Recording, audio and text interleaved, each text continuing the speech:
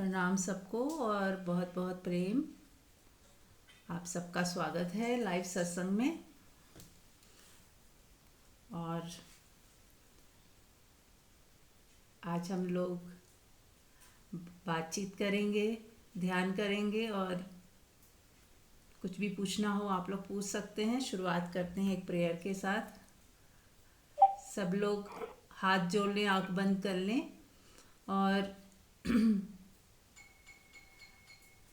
जैसे ही हम आंख बंद करते हैं खुद के साथ जुड़ते हैं, हमारा कनेक्शन खुद के साथ होता है। ये चीज़ हमेशा याद रखें। और जब भी मौका मिले आंख बंद करने का बीच बीच में, तो हमें हमेशा आंख बंद कर लेनी चाहिए यदि हम साधना में हैं तो। और मैंने पहले भी बताया, बहुत मौके मिलते हैं, किसी का इंतज़ार कर रहे हैं, कहीं मेट्रो में बैठे हैं या टैक्सी में बैठे हैं। अब उस समय हम ऐसे ही व्यर्थ में आंख खोल के इधर उधर देखते रहते या अपनी मोबाइल में स्क्रीन को स्क्रॉल करते रहते। लेकिन क्यों ना हर वक्त का फ़ायदा उठाया जाए, उसमें ही हम ध्यान कर लें। ध्यान मतलब खुद के साथ होना, खुद से कनेक्शन जोड़ना, खुद के अपनी बीइंग को महसूस करना, खुद को महसूस करना, वही है ध्यान, वही है असली ध्यान। जब हम अपने साथ होते हैं, अपने पास होते हैं, परमात्मा कहीं अलग कहीं दूर नहीं है, हमें हमारे ही साथ हो जाना है, अपने पास अपने साथ। और होश, होश की बात सभी संत करते हैं, सभी संत महापुरुषों ने होश की बात की है। तो चलिए एक बार पूरे हृदय से पूरी कायनात को प्रणाम कर लेते हैं। जितने भी सद्गुरु हुए हैं आज तक, उन सबको प्रणाम। जितने देवी देवता हुए हैं, जितने महापुरुष हुए हैं, जो अशरीरी आत्माएं हैं जो हमें हेल्प करती हैं, हमारी साधना में हेल्प करती है, उनको प्रणाम। तो एक बार सच्चे हृदय से सबको प्रणाम करके शांत होकर मौन में बैठ जाएं और श्रवण करें। श्रवण मतलब मौन होके चुपचाप बैठना और बिना हिसाब किताब किए, बिना ज़्यादा दिमाग लगाए मौन में सुनना। एक हम बुद्धि से सुनते हैं, जब हम कुछ कैलकुलेट करते रहते हैं, अपने अंदर हिसाब किताब बिठाते हैं, क्या बोला, सही बोला, गलत बोला। और एक होता है मौन में सुनते हैं, पीते हैं उसे, जीते हैं, और जो एसेंस होता है हमारे भीतर उतर जाता है। और इसी में कोई प्रश्न किसी का होगा तो मैं अब आप लोगों को मौका दूंगी, उस वक्त आप लोग ज़रूर कुछ पूछ सकते हैं या कुछ शेयर कर सकते हैं। तो सब लोग आंख बंद रख के ही यदि सत्संग सुने तो और भी अच्छा होगा, ताकि हमें हमारा एहसास भी होता रहे और उस एहसास में हम सत्संग भी सुन रहे हैं। दोनों चीज़ें एक साथ हो जाएंगी, डबल बेनिफिट हो जाएगा।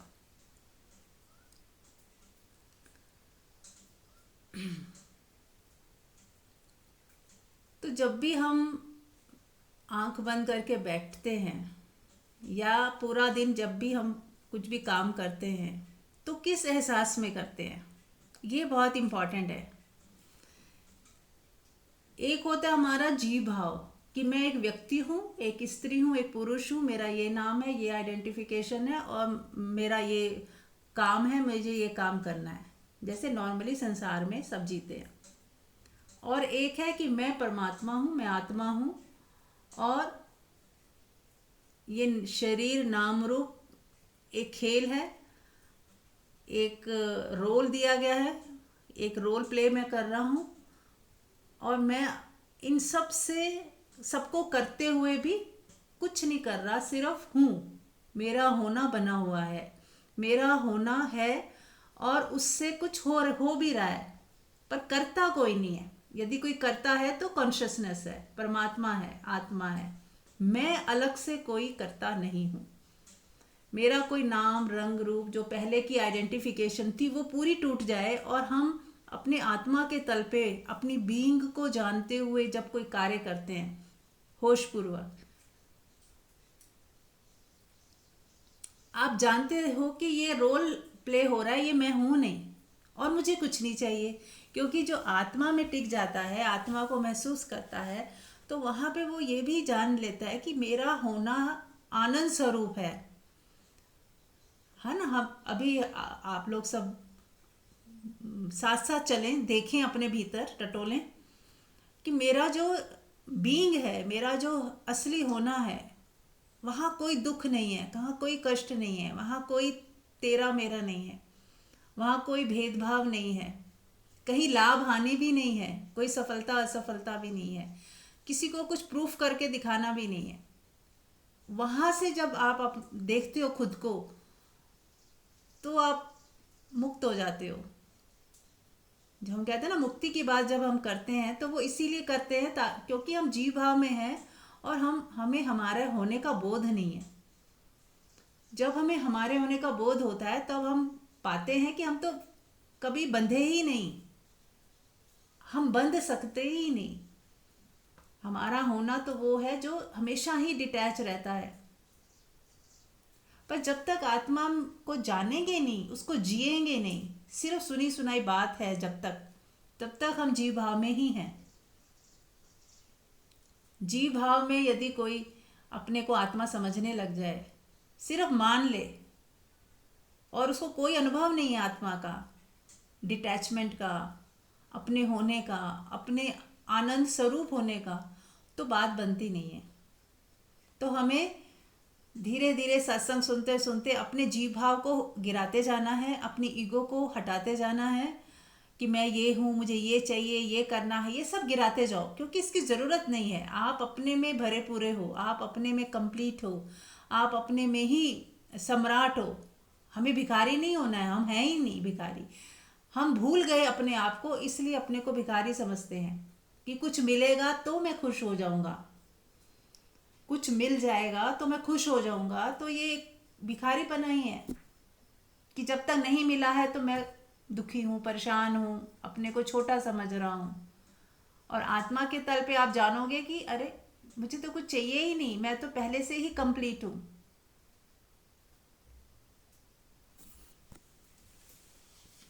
तो ये है आत्मा।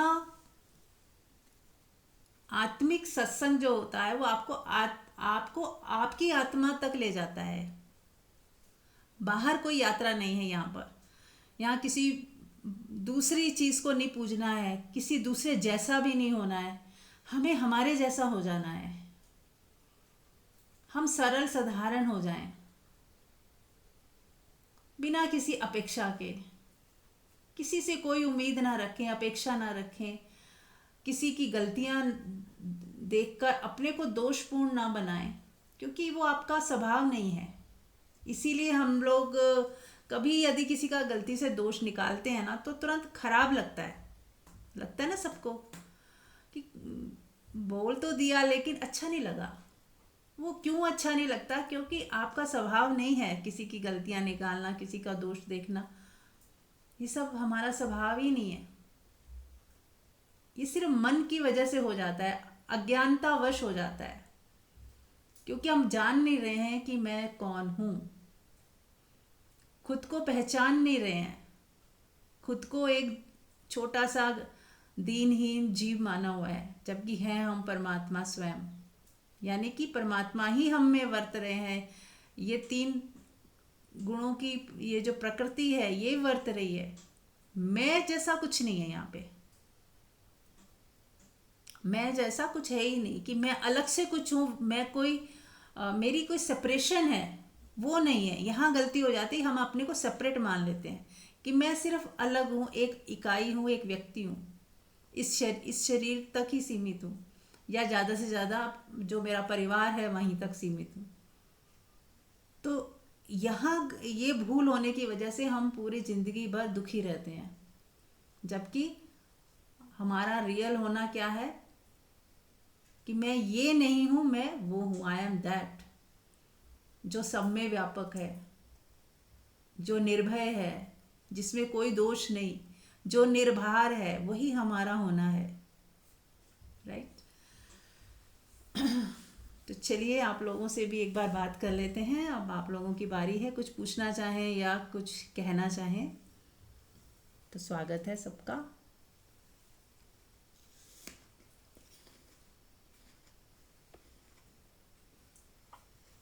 नमस्ते वीरा जी, सबको प्रणाम। प्रणाम। हाँ, जैसे हम सत्संग में किसी में भी जाते हैं या किसी भजन संध्या में भी जाते हैं, तो हम उसमें जो म्यूजिक इंस्ट्रूमेंट बजे चल रहे होते हैं ना, तो उनमें हम ये आप फील करो तो ये पता चलता है कि उसमें जैसे बांसुरी की, कृष्ण जी की आवाज बांसुरी की, या शिव जी का नाद, या ओम की ध्वनि अगर हम सुनने की कोशिश करें, तो हम उसमें भी वहां बैठकर भी हम ध्यान में जा सकते हैं। तो एक ये भी एक वो है कि अ, कोई किसी पूजा पाठ में भी जाके हम ध्यान लगा सकते हैं अगर हम चाहें तो। और ये मैंने फील किया, तो मैं ये शेयर कर रही हूँ। Thank you. Very nice. बहुत अच्छा आपने सूत्र दिया कि हम तो आत्मा में जाने लग गए, हमें आत्मा आत्मा की बात समझ आने लग गई। लेकिन फिर भी हम लोग कई बार मंदिर भी जाते हैं, कई बार हम किसी पाठ पूजा में, हवन में, कोई सत्संग में बुला लेता है, उनका अपने तरीके से सत्संग होता है। तो हमें उसमें भी हम जाकर अपना ध्यान कर सकते हैं, अपनी आत्मा में रह सकते हैं, अपनी आत्मा को जी सकते हैं। और हमें किसी भी तरह का किसी को कमेंट नहीं करना है कि क्योंकि सबके अपने अपने रास्ते हैं, किसी की श्रद्धा को खंडित नहीं करना है। कोई दूसरा क्या कर रहा है, उसको यदि अच्छा लग रहा है तो हमें उसके आनंद में आनंदित हो जाना है, ना कि हम उसको कहे कि इसमें क्या रखा है, उसमें क्या रखा है। ये सब चीज़ें हम जो जिसके लिए, जो जिसको अच्छा लग रहा है उसको वो करने देना है। हमें क्या करना है, हम गए, श्रद्धा से गए, प्रेम से गए, किसी के प्रेम के लिए भी जा सकते हैं, है ना। अगर हमारी श्रद्धा किसी उसमें नहीं भी है मान लो, तो भी हम वहाँ पे मज़ा कर सकते हैं, बिना दोष के, बिना किसी को कमेंट किए, जज किए। आराम से जाएं, प्यार से जाएं, क्योंकि हर जगह परमात्मा है। तो मूर्ति में भी परमात्मा है, भक्त में भी परमात्मा है, हर जगह परमात्मा ही है, तो मंदिर में भी है। केवल मंदिर में है इसलिए कहा जाता है मंदिर, कि केवल मंदिर में ही नहीं है, सब जगह है।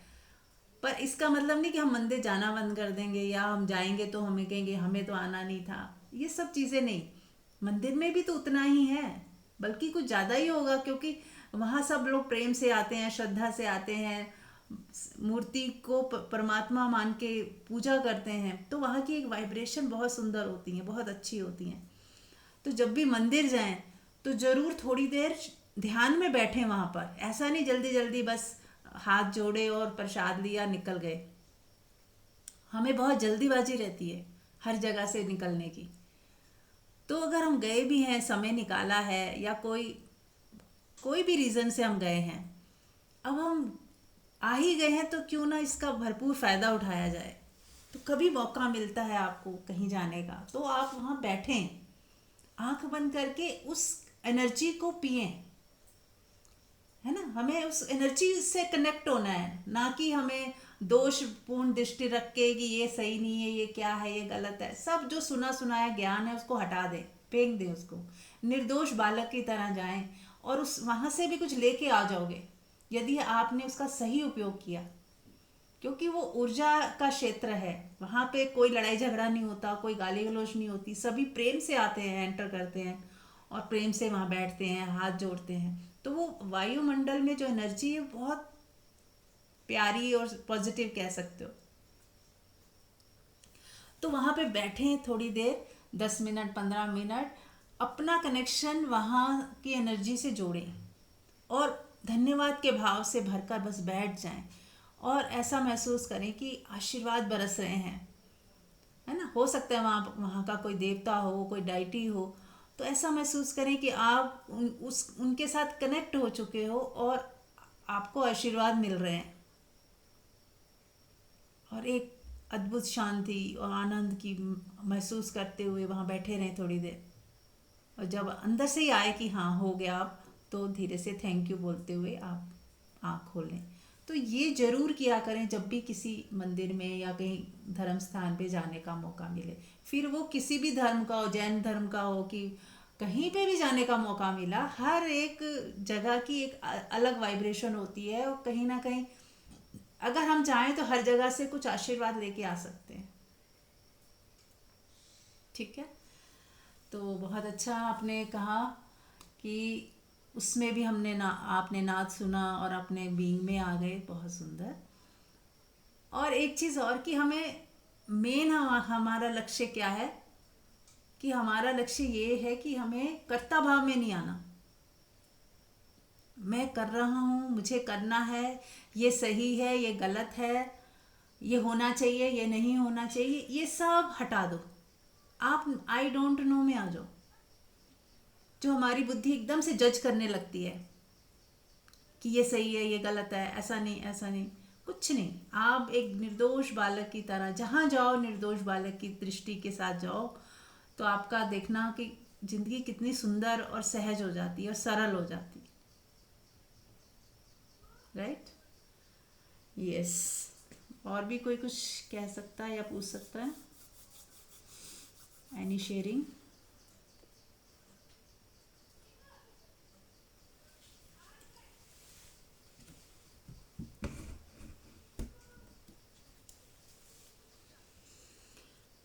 ठीक है, आगे बढ़ते हैं, कुछ नहीं बात करनी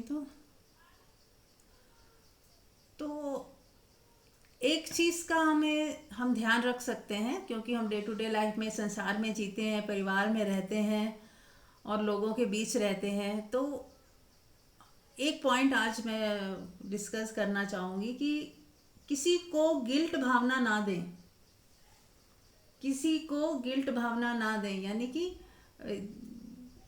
किसी को शर्मिंदा ना करें। मान लो किसी आप किसी का इंतज़ार कर रहे हो, किसी ने टाइम दिया आपको और वो लेट हो गया है, और अब वो आया है थोड़ा देर से, तो हम एकदम से उसे कुछ ऐसा बोलते हैं जिससे वो शर्मिंदा होता है कि हाँ वो लेट लेट आया है। उसको भी पता है वो लेट आया है, लेकिन हमारे मुख से कुछ ऐसा निकलता है जिससे वो और ज़्यादा गिल्ट में जाता है, या हम जानबूझ के ऐसा बोलते हैं कि उसको रियलाइज हो कि उसने कुछ गलत किया है।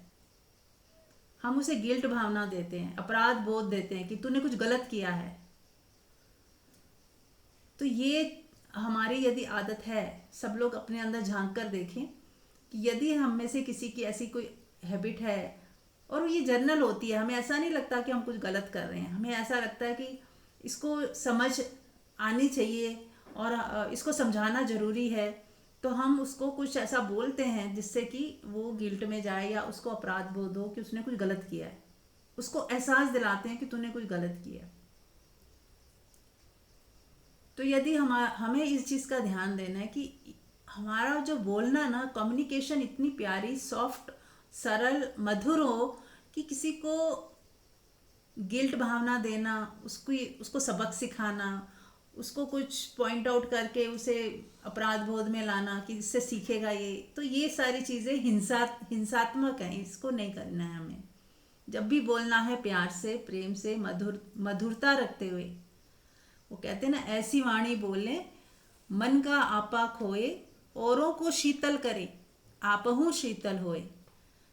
तो दूसरे को भी शीतल करने वाली वाणी हो और हम भी उससे शीतल हो। इस चीज़ का हमें विशेष ध्यान रखना है कि बोलते समय ऐसा हमें बोलना है कि दूसरा भी शीतल हो जाए। उसको कहीं कोई अपराध बोध देने की भावना से, या उसकी गलती सुधारनी है इसलिए मैं बोला। हमारे पास बहुत लॉजिक होते हैं कि नहीं ये तो ज़रूरी था, इसके लिए इसको सबक सिखाना था हमें, पर हम ये नहीं देख रहे कि हमारी वो आदत बन गई है। हम ऐसे ही बोलते हैं सबके साथ, कटुता कटुता लाके, दूसरे को अपराध बोध दे के।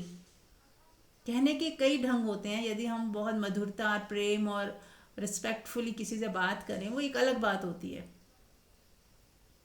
और यदि हम कुछ ना बोलते हैं, खाली स्माइल करते हैं, वो कोई लेट आया, आ भी गया, सिर्फ स्माइल के साथ उसका स्वागत किया और हमने उस बात ही नहीं छेड़ी कि वो लेट आया या नहीं आया, उसको कोई अपराध बोध नहीं दिया, और सहज उसके साथ जैसे कि वो समय पे ही आया हो। और मज़े की बात है कि बहुत टाइम बाद मुझे कई बार ऐसे रियलाइज़ होता गया कि जब भी जो आया है ना, वो समय पे ही आया है। वो तो हमने फिक्स पहले से कर लिया था कि ये सही टाइम है, जबकि कुदरत ने जो टाइम सही समझा था वो सही समय पे ही आया है। जो काम जैसा सही कुदरत को लगा था वो वही हुआ है, उसी समय पे हुआ है। लेकिन हमें लगता है हम, क्योंकि वो हमारे उससे मैच नहीं हो रहा, जो हमने डिसीजन लिया था, हमने डिसाइड किया था, उससे मैच नहीं होता, तो हमें लगता है देर हो गई या गलत हुआ या सही हुआ। जबकि वो ऐसा ही होना था, इसलिए ऐसा हुआ। ना तो कुछ गलत हुआ ना सही हुआ, बस वो सही समय पर ही होता है। इस तरह से जब आप देखोगे ना तो आपको लगेगा कुछ गलत नहीं हो रहा, तो किसको सबक सिखाना है। ठीक है ना। चलिए, तो आपको इस टॉपिक पे कुछ कहना है, कोई शेयर करना है कुछ? दीदी, मेरा ऐसा अनुभव है, जब मैं ध्यान में बैठती हूँ ना, हम्म। तो जैसे मैं ध्यान करते करते मेरा जो है ऐसा करंट लगता है मुझे, जैसा हम्म। एकदम मैं जैसे मेरी आंख रहती ना खुली हो जाती है, झटका लग जाता है। उसके बाद में क्या होता है, जैसे सिर है ना ऊपर, वो ऐसा ठंडा हो जाता है, जैसा फ्रिज, जैसे हम बर्फ ही रखा है ऐसा। तो ऐसा अनुभव होता है मुझे, कई बार होता है। हम्म। ऐसा होता है जब। तो एक, हाँ जी, और कुछ कहना, बोलते जाएं पहले। हाँ वही ध्यान में, जब अभी बहुत बार मुझे ऐसा होता है, मैं ना इतना डर जाती हूँ ना जब मुझे करंट लगता है ना, तब ओके। बहुत एक सेकंड का रहता है। पर ओके। मेरी आंख को जब करंट लगता है ना, तब इतना मुझे बाद में शीतल हो जाता है, मेरा सिर में जैसे ठंडा फ्रीज जैसा हो जाता है। और फिर मुझे अंदर से इतनी खुशी आती है ना, तब वो मैं आंख खोल देती हूँ ना, डर जाती हूँ मैं जब करंट लगता है तब। हाँ, पहली बात, ये बहुत शुभ हो रहा है, इससे डरना नहीं है बिल्कुल भी। जब हम हमारे अंदर एक कुंडलनी शक्ति होती है तो बहुत सारे साधकों की वो जागने लगती है, तो इस तरह के अनुभव होते हैं जो आपको हो रहे हैं, करंट लगना, ठंडा गर्म होना, एकदम खुशी का एहसास, या आपके कभी आँख खुल गई, या कभी आपके पोस्चर्स, योगा पोस्चर अपने आप बनने लगे, या अपने आप रोना आ जाएगा, या कभी चीखना भी मन करेगा कि ऐसे चीखने का मन हो रहा है, मतलब अंदर की वो क्लिनजिंग होती है, तो ऐसा मन भी होता है। तो ये सब चीज़ें बहुत शुभ हो रही हैं, इसमें आपको डरना नहीं है, बिल्कुल होने देना है, आपको बस होने देना है। और ये माने कि माँ कुंडलनी को सब, वो सब जानती है कि क्या सही क्या गलत, आपके लिए कोई भी गलत कुछ नहीं होगा, जो भी होगा अच्छा ही होगा। ठीक है ना। शुभ आणि है। कभी कभी मैं जैसे आंख बंद करती हूँ एकदम ध्यानस्थ, जैसे मैं आधा घंटा भी करती हूँ कभी कभी, कभी 15 मिनट, कभी कभी सोते लेटे लेटे भी करती हूँ, जैसे मैं दर्द होता है, मैं कभी कभी लेटे लेटे भी करती हूँ, कभी कभी बैठे ही करती हूँ, तब बैठे करती हूँ ना। तब मैं जैसे आंख बंद करती हूँ ना, तो जैसे मेरे अंदर में, जैसे आंख के अंदर जैसे मेरा सिर में ऐसा प्रकाश जैसा आता है। ये भी बहुत अच्छा अनुभव होता है मुझे अंदर में। हाँ, ये देखिए, ये सारे अनुभव ना चले जाएंगे, इसको हमें पकड़ना नहीं है, हमें ये नहीं सोचना कि कुछ उसको नाम नहीं देना, कोई प्रकाश दिखा, कोई वाइब्रेशन उठी, कुछ गर्म हुआ, ठंडा हुआ, ये सब अनुभव हैं, ये एक दिन सारे अनुभव शांत हो जाएंगे।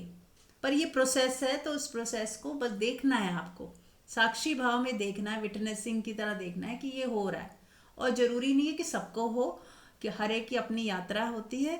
तो जिसको हो रहा है वो भी उसको पकड़े नहीं, ना अपने को विशेष माने कि हाँ मैं कोई खास हो गई हूँ, और या मुझे कोई बहुत खास कुछ हो रहा है। सब ये सारे अनुभव एक दिन चले जाएंगे, शांत हो जाएंगे, और आप अपने बीइंग में टिक जाओगे। गुजर जाने देना, जो हो रहा है होने देना, रोकना भी नहीं है। ठीक है ना, बहुत सुंदर हो रहा है। जी जी जी, धन्यवाद। हाँ ठीक है। चलिए, और कोई क्वेश्चन किसी का?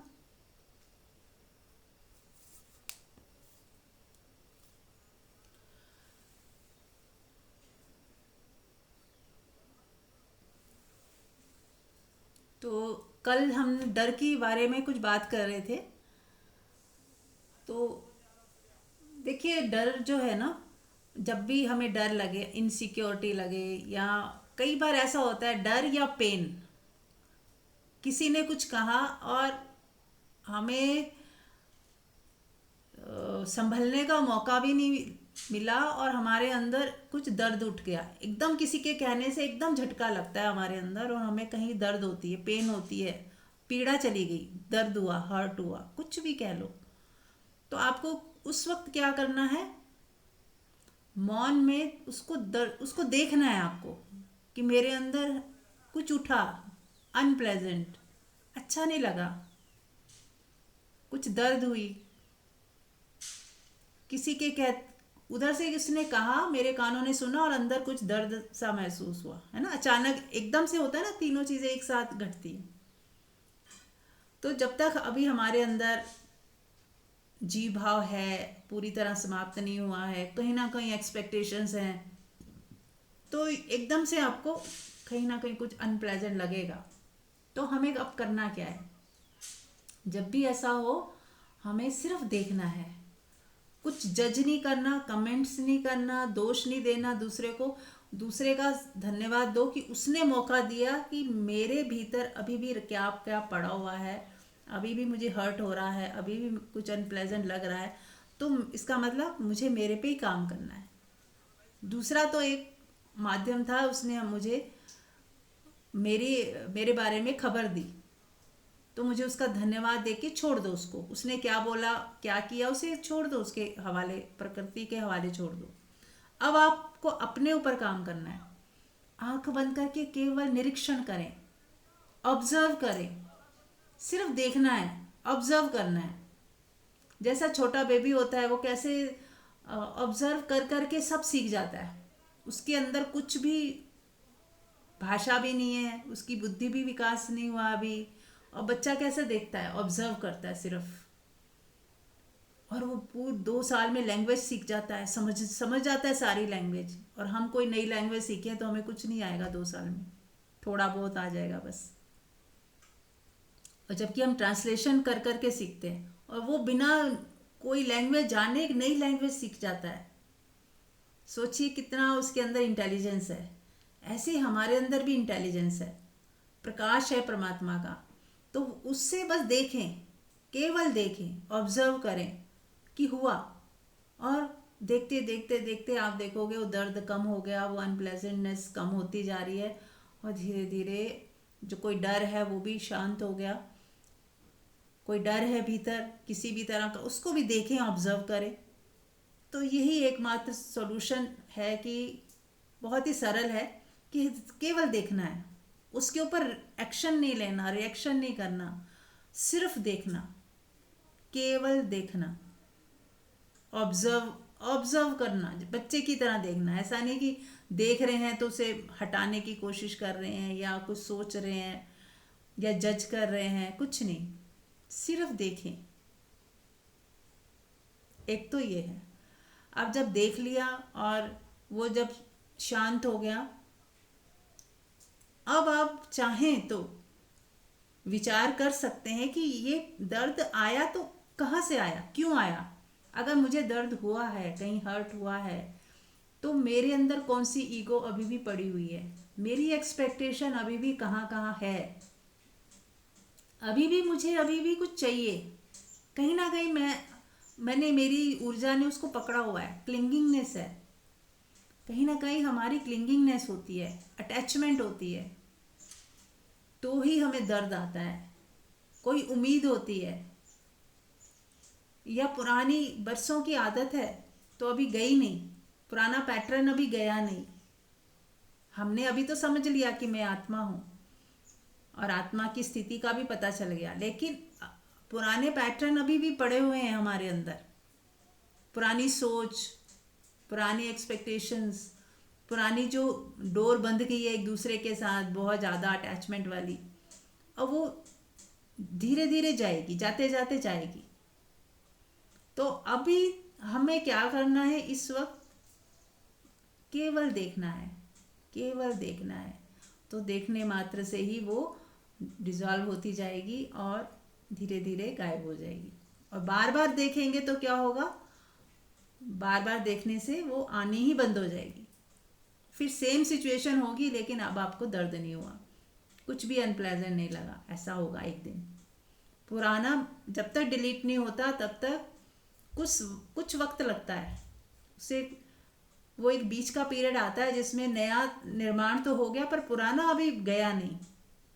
पुराने को टूटने में समय लगता है, पुराना पूरी तरह खाली होने में समय लगता है।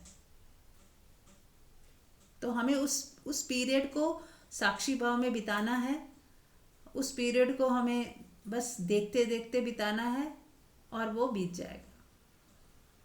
ठीक है, यस, आप लोग कुछ शेयर कर सकते हैं।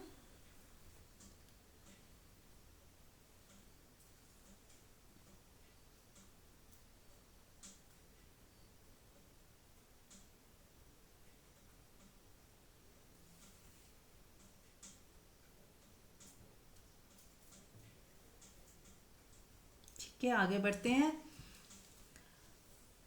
तो ये आत्मा के तल की साधना जो है ना, वो निशब्द की साधना है। हमें एक चीज़ निरंतर याद रखनी है कि मौन में कैसे टिके रहें ज़्यादा से ज़्यादा। जितना कम बोलेंगे, कम सोचेंगे, कम हिसाब किताब रखेंगे, कम पास्ट और फ्यूचर के बारे में ध्यान करेंगे, उतना ही हम अपनी आत्मा में टिकेंगे। तो मौन ही एक भाषा है परमात्मा की। परमात्मा शब्दों से नहीं वो कुछ समझता, वो आपकी वाइब्रेशन से समझता है, आपके मौन से समझता है। हमारा कनेक्शन मौन से उसके साथ जुड़ता है। आत्मा की भाषा क्या है? मौन। तो जितना मौन होंगे, चुप रहेंगे, शांत रहेंगे, उतना ही हम अपनी आत्मा को महसूस कर पाएंगे। वही उसकी परिभाषा है कि मैं मौन में हूं तो ही मैं आत्मा में हूं। हाँ, ऐसा व्यक्ति जो मौन में है, अपनी आत्मा में है, वो जब बोलेगा भी तो भी उसका मौन खंडित नहीं होता, वो मौन में ही रहता है और शब्द बह रहे होते हैं उस मौन से ही।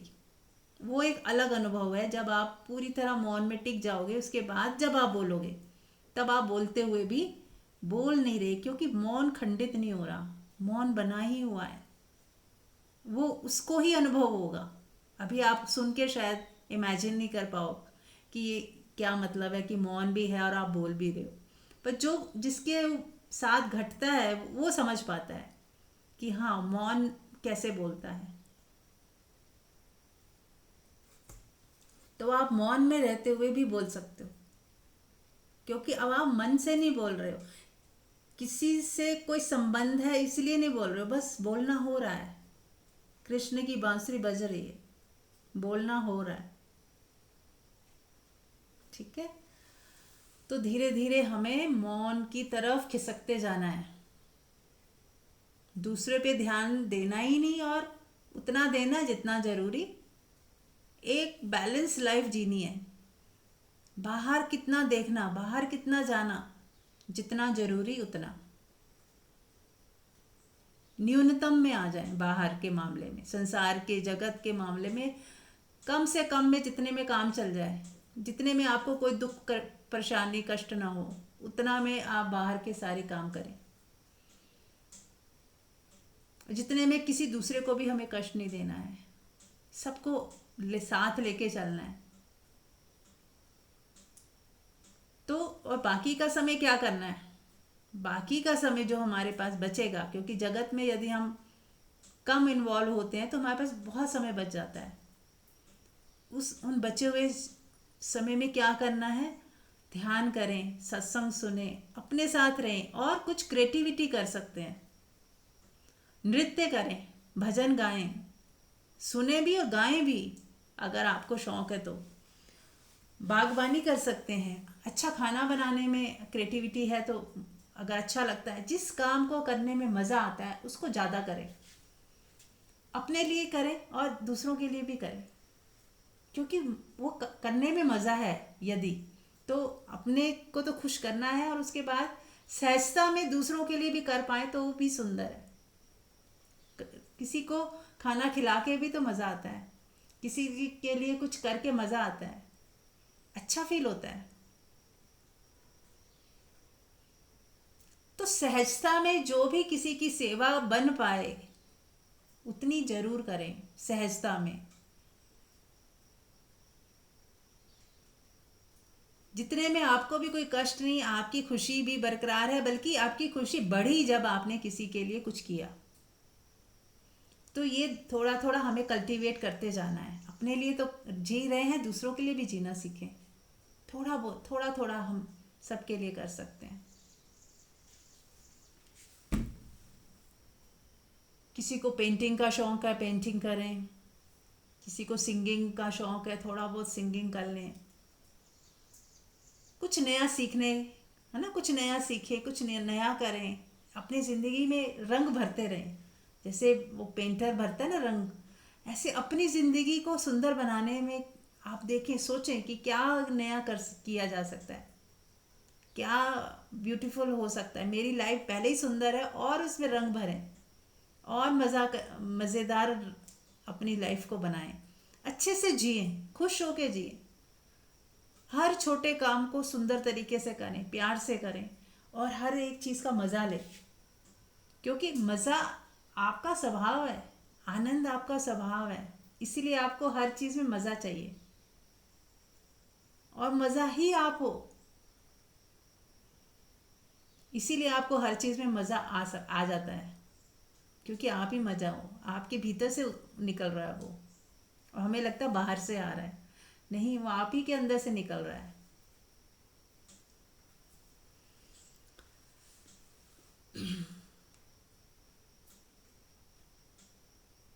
तो यस, आप लोग कुछ बात कर सकते हैं।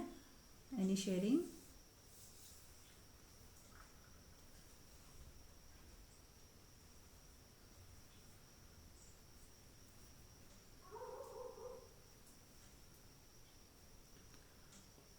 सुनने में ही मजा आ रहा है मुझे तो।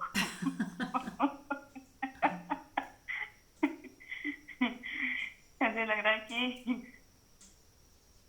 बस जैसे सांस लेते हैं ना, तो एक फ्लो में कुछ एफर्टलेसली हमारी सांस चलती रहती है। ऐसे ही अ, बस मजा आ रहा है। क्यों मजा आ रहा है पता नहीं, क्यों मजा आ रहा है, बस आ रहा है। क्योंकि आपका स्वभाव है ना, मज़ा, मज़ा ही हमारा स्वभाव है। इसीलिए हर चीज़ में मज़ा आ जाता है, क्योंकि मज़ा हमारे अंदर है। ये चीज़ हमेशा समझें कि हमारे ही अंदर मज़ा है। इसीलिए हम हर चीज़ में मज़ा, हमें लगता है कि हमने ये किया तो मज़ा आया, नहीं, आपके पास मज़ा पहले से ही था। बस वो मज़ा तो, मज़ा और उसके साथ हम एक हो गए, उस कृत्य और मज़े के साथ हम एक हो गए, तो करने में मज़ा आ गया। ऐसे ही इसका उल्ट अपोजिट होता है। जब कभी हम इरिटेट होते हैं, गुस्से में होते हैं, तो गुस्सा और काम एक हो जाते हैं, तो हमें काम करने में भी गुस्सा ही आ रहा होता है। हम जोर जोर से करते हैं। जैसे कोई बर्तन मांज रहा है तो बर्तन को पटक पटक के जोर जोर से फेंकेगा, कुछ भी करेगा, क्योंकि उसके अंदर की जो अवस्था है चित्त की, वही बाहर झलकती है। मन में जी रहे हैं, शिकायतों में जी रहे हैं, तो आपका हर काम जो है उसमें आप, उसमें बदबू आएगी, जीव भाव की बदबू आएगी, है ना। शिकायतें, गुस्सा, इरिटेशन, हर समय मूड ऑफ रहना, वो सब होगा। क्योंकि अब आप कहोगे मेरा तो आनंद स्वभाव है, तो ये सब कहाँ से आ रहा है? ये मन मन की वजह से आ रहा है, जीव भाव की वजह से आ रहा है। तो हमें शिफ्ट करना होगा, अपने जीव भाव को पूरी तरह से हटाना होगा, गिराना होगा कि मैं ये सब कुछ हूँ ही नहीं, मुझे कुछ चाहिए ही नहीं। मुझे किसी की लाभ हानि, मान सम्मान, किसी ने पूछा मेरे को नहीं पूछा, किसी ने बुलाया नहीं बुलाया, इससे कोई मतलब नहीं। मैं आत्मा हूँ, मुझ आत्मा में ये सब कुछ बना ही नहीं है। तो अपने जीव भाव को पूरी तरह से ही खत्म करना पड़ेगा, तो ही हम अपने आनंद वाले स्वभाव को जान पाएंगे। वो पहले से है, लेकिन उसका पता ही नहीं चलता। जैसे बादल आ जाए तो सूरज ढक जाता है, पता नहीं चलता। ऐसे ही जब हम मन में होते हैं, जीव भाव में होते हैं, रिश्तों में होते हैं, मैं ये हूँ, मैं वो हूँ, मुझे पूछना था, मैं सास हूँ, मेरे को बहू ने ये नहीं दिया, वो नहीं दिया, तो ये सब सोच सोच के हम अपने को दुखी करते रहते हैं। कुछ बन जाते हैं और बन के दुखी होते हैं। अब बनोगे ही नहीं तो दुखी कहाँ से होगे, है ना। बाहर से चलने दो खेल, दूसरे को समझने दो जो समझ रहा है, लेकिन आप अब जानते हो कि मैं ये हूँ ही नहीं। अब आप आत्मा में जियो कि मैं आई एम दैट कॉन्शियसनेस, मैं वो कॉन्शियसनेस हूँ जो सदा आनंदित रहती है। बस इतना याद रखो, और उसको उसके ऊपर बादल मत आने दो। बादल हम ही लाते हैं सोच के, कुछ बनकर, कुछ लालच आ जाता है, कोई एक्सपेक्टेशन आ जाती है, कुछ सोच आ जाती है, और हम बादलों से हमारी आत्मा ढक जाती है। हम वो आनंद महसूस नहीं कर पाते जो हम हैं, जो हम ऑलरेडी लेके बैठे हुए हैं पहले से, वो महसूस होना बंद हो जाता है। हमारी ऊर्जा शिफ्ट हो जाती है मन में। तो क्या करना है? बस अवेयर रहना है, होश पूर्वक जीना है, प्रेम पूर्ण जीना है। जैसे आज क्या बात की मैंने, गिल्ट ना दें किसी को। हुँ? और यदि हमारे अंदर गिल्ट है या डर है तो उसे देखें, और देख के समझें। आप देखने मात्र से आपको पता चलेगा कि ये सब जीव भाव के डर हैं, फियर हैं, सब है। ये जीव भाव की वजह से जो मैंने कई टाइम से इकट्ठा किया हुआ था, ये सब वही है, कचरा स्टोर रूम भरा हुआ है। इसको खाली करें, सब डिलीट कर दें, सबको माफ़ कर दें, लेट गो कर दें, भूल जाएं, सब भूल जाएं, सब गिरा दें।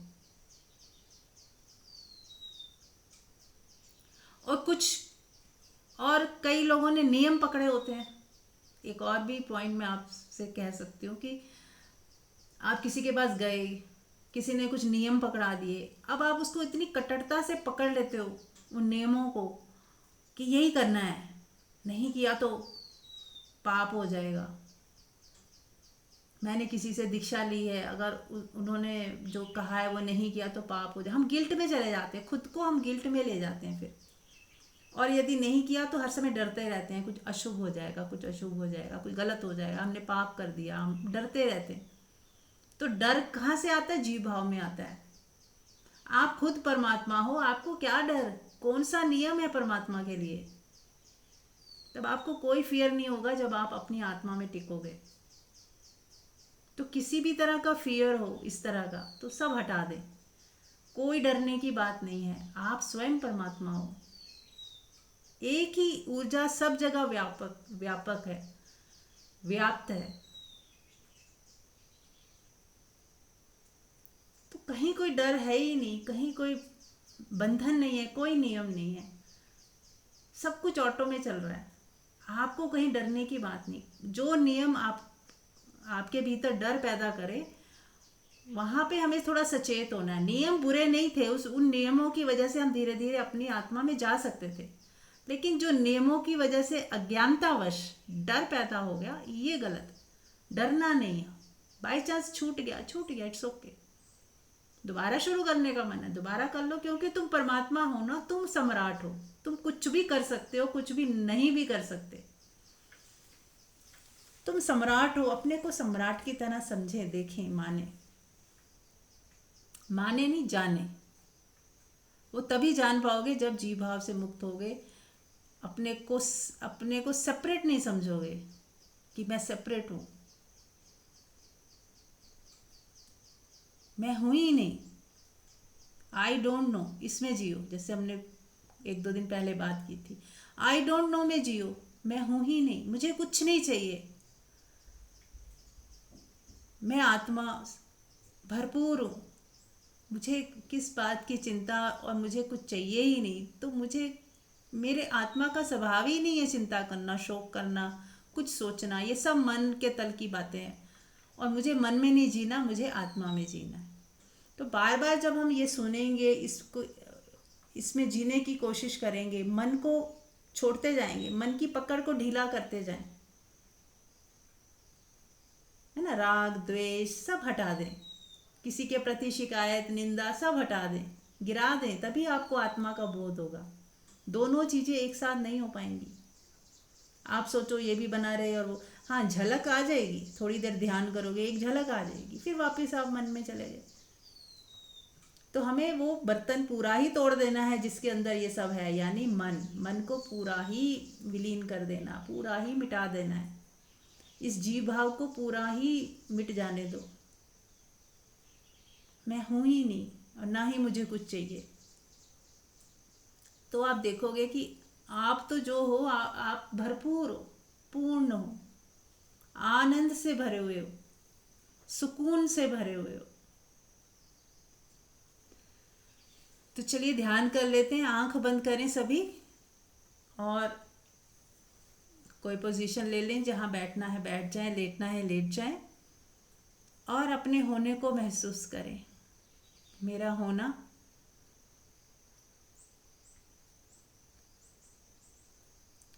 देखें जो मैंने अभी पूरा बातें की 1 घंटा, तो उसमें आपको जो समझ आया आपका होना, बस वो सहजता में है ना। आपको उसके लिए कुछ करना नहीं है, आप हो ही। चलिए आपको इसको और अच्छे से समझाने के लिए मैं आपको और एक उदाहरण देती हूँ। जैसे आपको मैं कहूँ भगवान है या नहीं, तो आपको डाउट होगा कि शायद हो ना भी हो, पता नहीं, देखा नहीं, जानते नहीं। भी शिव जी हैं या नहीं, आपको कि हाँ सुना तो है, विश्वास भी है, पर पता नहीं। 100% आप नहीं कह सकते कुछ भी, क्योंकि देखा नहीं है। लेकिन मेरा होना, आपको कहीं डाउट होता है कि मैं हूँ? मान लो आप पूरे अंधेरे कमरे में हो, कुछ भी नज़र नहीं आ रहा, आप आपको अपना होना पता चलेगा कि नहीं उस वक्त भी, कि मैं हूँ, मैं यहाँ बैठी हूँ कुर्सी के ऊपर या बेड पे लेटी हूँ, पता चलता है कि नहीं? खुद का बोध होता है कि नहीं? इसमें आपको कोई डाउट है? जैसे भगवान के होने में डाउट है, आत्मा है कि नहीं इसमें भी डाउट है। कुछ भी उसमें हम 100% गारंटी के साथ नहीं कह सकते। लेकिन मेरे होने में कोई डाउट है क्या किसी को? तो आप पाओगे कि मेरा होना, तो उसमें किसी को शक नहीं होता। तो यानी कि यही सत्य है जो मेरा होना है, क्योंकि इसके ऊपर कोई डाउट नहीं है। और सत्य तो वही है जिस पे डाउट ना हो, जो सबके लिए हो एक जैसा, और जो आता जाता ना हो, जो सदा रहे। तो मेरा होना सदा रहता है कि नहीं, देखें जरा।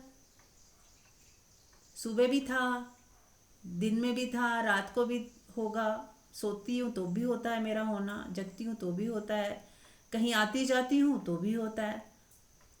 दृश्य बदलते जाते हैं, लेकिन मेरा होना रहता है कि नहीं सदा? आप 10 साल पहले भी आपका होना था, अभी भी है। वो पास्ट फ्यूचर है ही नहीं में आपके होने में, वो है ही है। तो सत्य क्या है? आपका होना, बस बस मैं हूं। और मैं हूं बोलने से पहले आप हो। मैं हूं आप बोलो, पर बोलने से भी पहले आप हो ना। तभी तो आपने कहा मैं हूं। तो मैं हूं शब्द को हटा दें, बस आप हो, आपका होना है।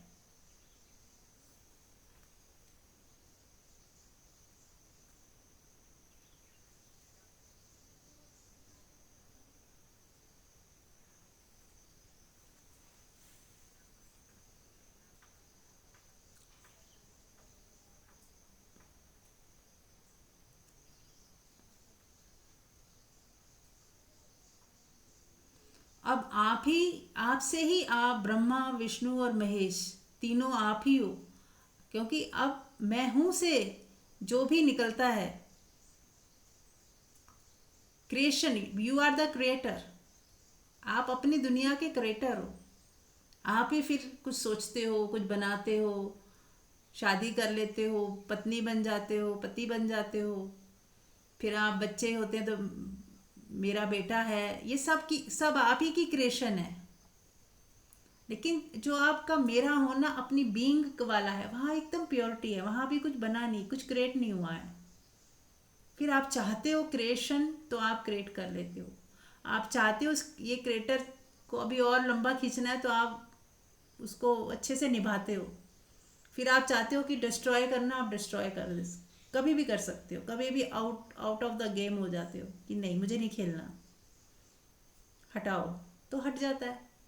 क्योंकि आप ही ने पैदा किया, आप हटा सकते हो। It's so simple. तो आप अपने जगत के अपने क्रिएटर हो। आपका ही पूरा यूनिवर्स है, आप ही ने बनाया है।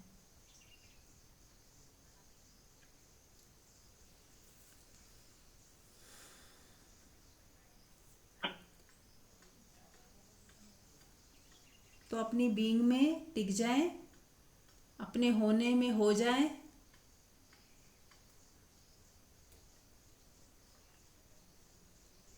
मैं हूं के बीच में आपने कुछ भी अगर सोचा कि मैं ज्ञानी हूं, मैं आत्मा हूं, परमात्मा हूं, ये सब छोड़ दें।